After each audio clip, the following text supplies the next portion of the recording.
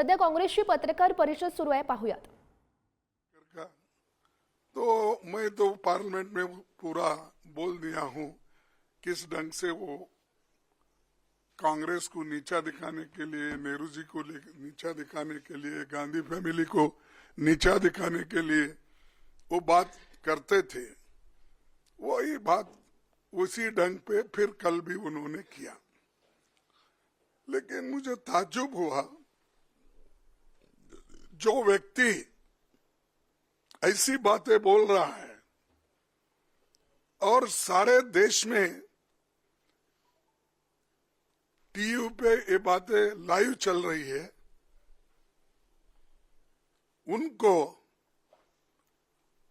प्रधानमंत्री बुला के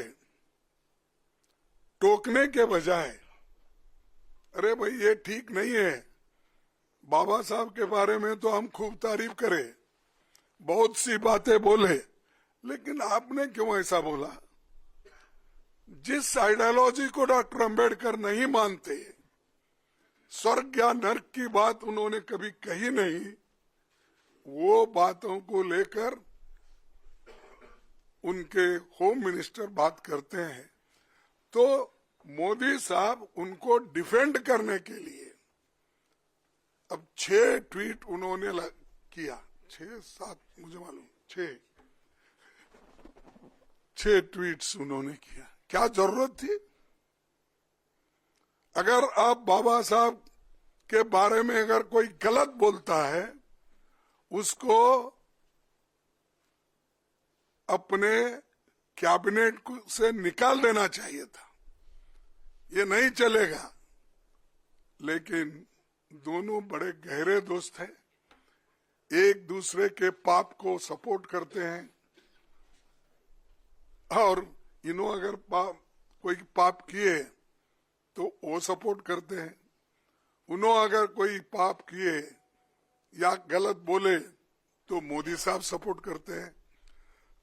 तो इसीलिए मैं ये जानना चाहता हूं मोदी जी के ओर से, जो व्यक्ति और जिस संविधान की आप यहां पर जो चर्चा कर रहे हैं, इस ग्रंथ को पवित्र मानकर आप सबको कह रहे हैं, हालांकि ये संविधान उन्होंने कभी इसको सम्मान नहीं दिया.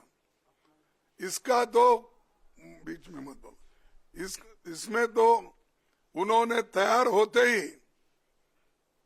रामलीला मैदान में जलाया, और उसका हम जो देश के लिए झंडा बनाए थे, तिरंगा झंडा, उसको भी उन्होंने नकारा. और वो ये चाहते थे, ये संविधान अपना नहीं है, ये संविधान सिर्फ जो मनु के लॉ है, वो संविधान लाइन उस लाइन पे नहीं है, इसीलिए हम इसको मानते नहीं. इसीलिए नेहरू जी का फोटो जलाए, गांधी जी का जलाए, अंबेडकर जी का जलाए, सबकी फोटो जलाए, और तिरंगा झंडा को भी उन्होंने तिरस्कार किया. वही माइंड में है उनका. उसी लिए तो डॉक्टर बाबा साहब अंबेडकर के लिए उन्होंने ये बात की. अगर एक आदमी उनके लिए, अगर उसके दिल में श्रद्धा होती, अगर उनके लिए स्वाभिमान अभिमान होता, तो ये बात कभी वो व्यक्ति बोलता नहीं था. तो इसीलिए हम चाहते हैं कि हमारे अमित शाह राजीनामा देना चाहिए, और मोदी जी को अगर थोड़ा सा भी बाबा साहब अंबेडकर के बारे में श्रद्धा है, तो रात के 12 बजे के अंदर वो निकाल देना चाहिए, उनको ड्रॉप कर देना चाहिए. बर्खास्त कर देना चाहिए. तो हमारी डिमांड ये है कि जो व्यक्ति संविधान का शपथ लेके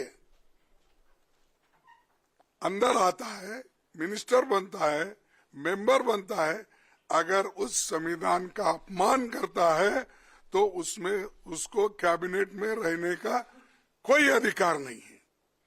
उनको फौरन ड्रॉप करना चाहिए, बर्खास्त करना चाहिए, तभी इस देश के लोग शांत रहेंगे।